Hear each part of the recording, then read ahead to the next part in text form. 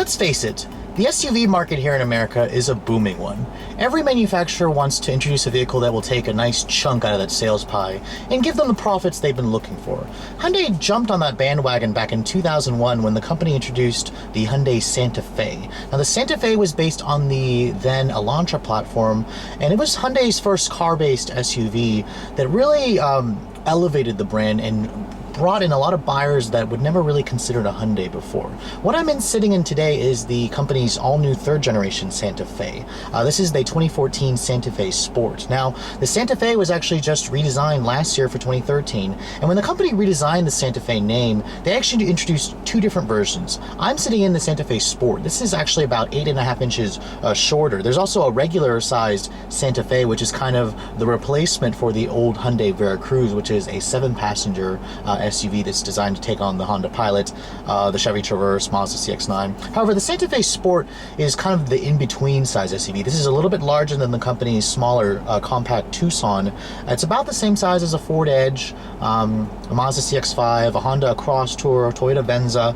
And in terms of the design of this thing, I actually think it's probably the best looking midsize crossover in the segment, at least until Ford finally shows us, or their new 2015 Edge goes on sale later this year. You can see at the front, it's got the traditional fluidic sculpture design language that we all are quite familiar with Hyundai vehicles. It takes a lot of styling cues from the Elantra, from the Sonata. This vehicle is now basically based on the Hyundai Sonata platform. You can get the same engines from the Sonata. You can see at the front these very attractive looking headlights, the very stylish grille. The vehicle's size in relation to the rest of the class is about on target. If you're going to compare it to compact SUVs, the Santa Fe Sport's about 5 inches longer than other vehicles that are smaller than this vehicle, like the Tucson or the CX-5 that I showed you guys previously. You can see at the side profile of the vehicle, it's a very, very well-proportioned car.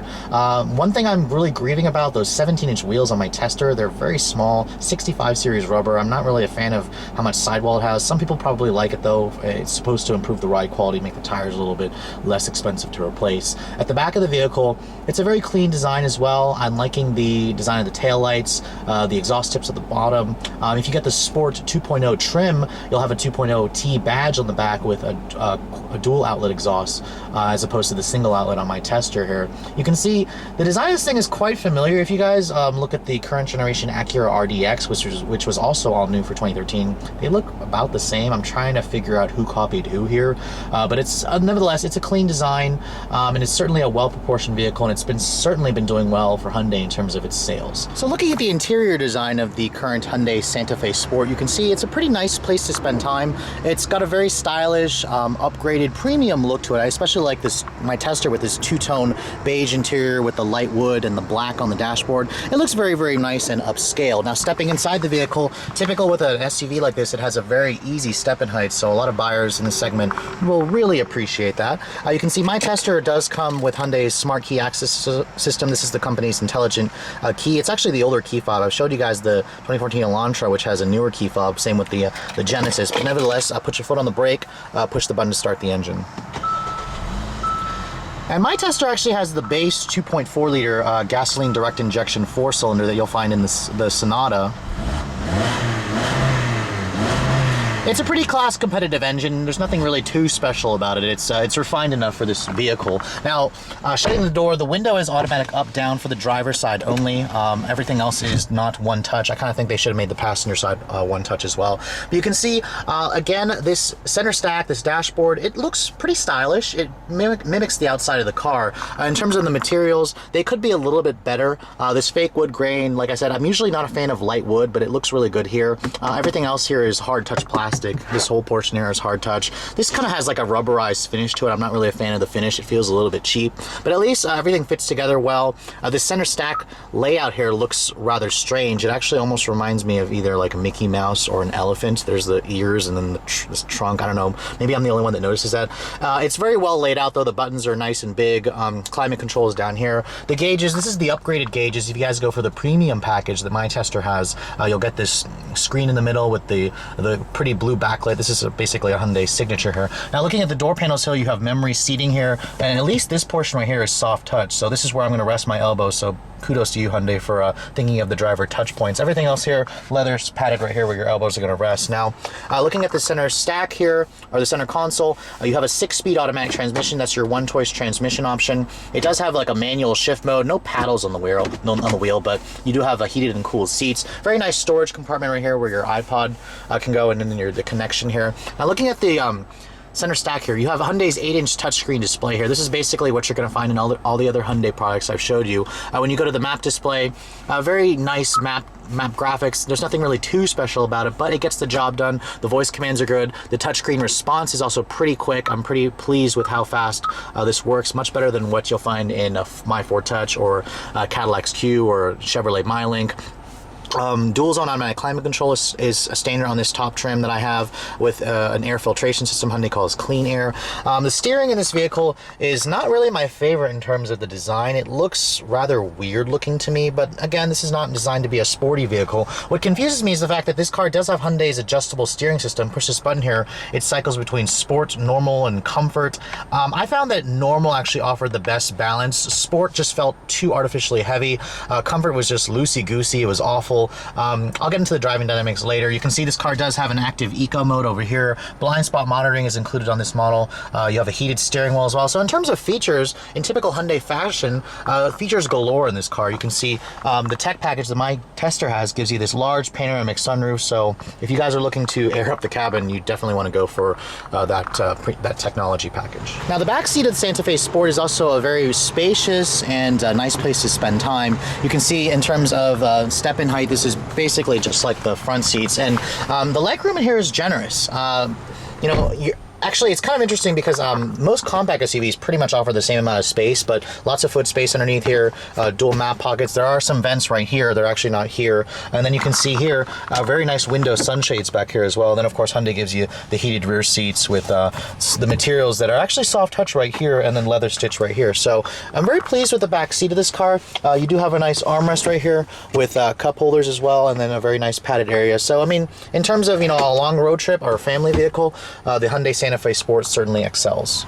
Now, coming to the cargo area, you can see it's a very large, well-finished cargo area. One feature that is missing from this car is a power tailgate. I'd like to see Hyundai add that, especially since its competitors offer a power tailgate, especially at this price point. And you can see you're looking at about 35 cubic feet of space. It's a very large opening, very wide space as well. Hyundai even gives you some nice under-seat storage as well.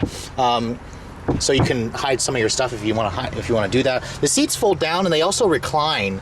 You can recline the seats from the side, or when you're sitting back there, and then you can also pull this right here and the seats will fold down flat. And when you do that, you're going to get about 71 cubic feet of space, which is a little bit more than what you're going to get in most of the compact offerings.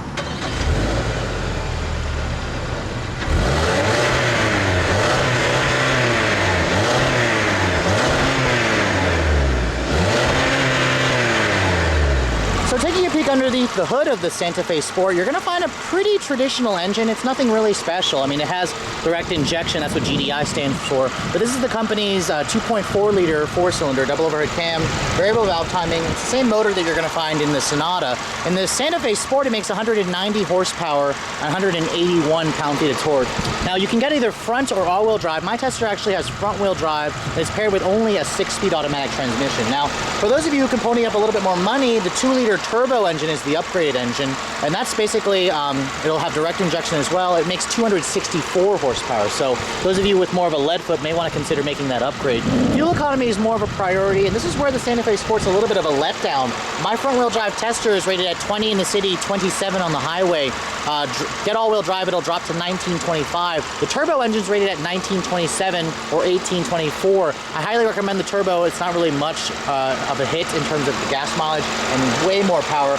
The Santa Fe Sports competitors all get much better fuel economy, but let's take a look and see on the real world how it does, and let's see how it drives. So let's be honest here. Buyers in this class of vehicle don't really care too much about driving dynamics. So I'm going to put my car enthusiast side away for a little bit and just think about how most people are going to drive the Santa Fe Sport, and let's take a look and see how it does in that regard.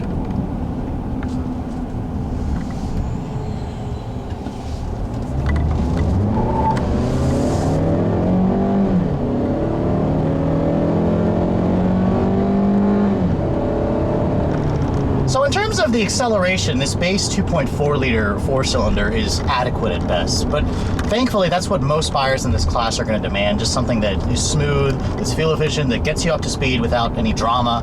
And this car certainly does that for you. Even this front-wheel drive model, it doesn't really have much wheel spin. It doesn't have enough power to get any wheel spin. So those of you who are just looking for basic, comfortable transportation that's really easy to drive, that's easy to live with, this certainly fits the bill.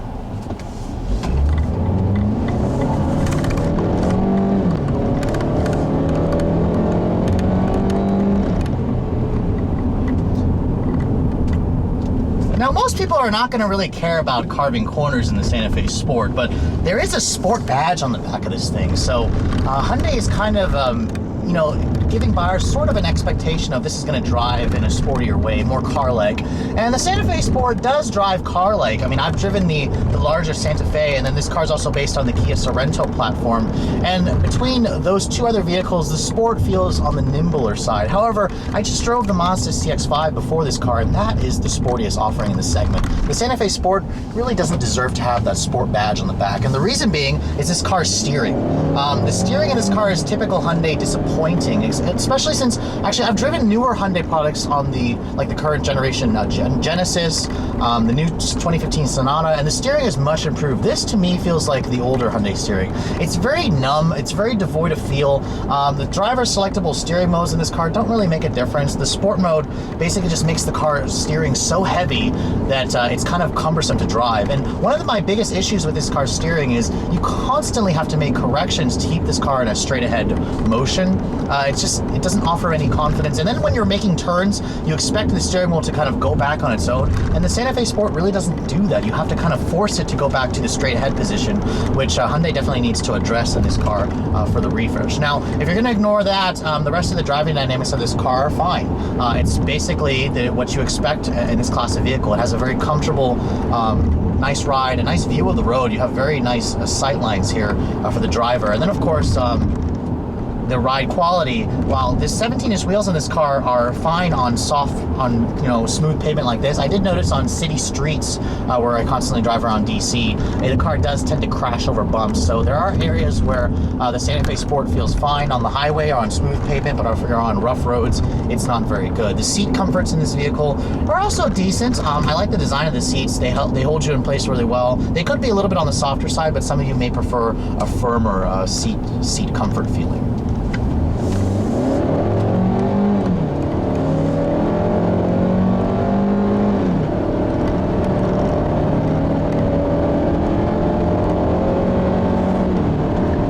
Highway speeds, this is where you're going to feel the 2.4's lack of grunt. Expect a 0 to 60 time of maybe around 9.5 seconds. It's a pretty slow vehicle when you get up on the highway. Around city streets, when you're not trying to push this car hard, it feels fine. The 6-speed automatic offers really smooth, crisp shifts. It's not very quick shifting, but it's going to get the job done, and I much prefer this 6-speed automatic over the CVT that you're going to get in competitors like the Murano, vehicles like that. Now, in terms of, the competition, I mean, you're going to compare this car with a lot of compact offerings. You're also going to compare it to some mid-size offerings like the Cross Tour, the Venza, the Murano. The Santa Fe Sport, like I said, is probably my favorite in terms of the styling.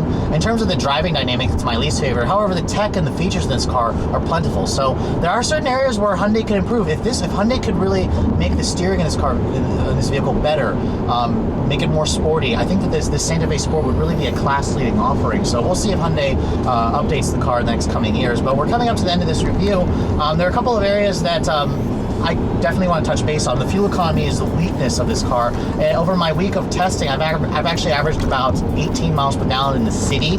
On the highway, I struggled to get 30 miles per gallon, which is not rated to do so, but I was hoping that it would do better. The best I got was about 28 miles per gallon. At least it does use regular gas, but when you've got a V6 front-wheel drive RDX with 273 horsepower getting 28 on the highway, it's a little bit concerning when this four-cylinder only gets 27 on the highway as well. Now, regarding the price, the Santa Fe Sport starts on the lower end. This car starts at just under $25,000 for the base model. Now, this it comes in two trims, basically the base 2.4 or the 2.0T. From there, you can choose packages. If you guys want all-wheel drive, the all-wheel drive option is going to be about $1,800. If you want the 2.0T engine, that's about $1,400. It's a worthy upgrade for me. Now, my tester has a couple of key options. There's the popular equipment group, which gives you most of the features that buyers want: a backup camera, touchscreen radio, leather-wrapped steering wheel. I highly recommend that. The premium package gives you the leather, the push-button start. I also recommend that if you guys do want those features. And then the tech package that my tester has rolls in the nav, the panoramic sunroof, the Dimension premium audio. So all in, my tester is about $33,500, which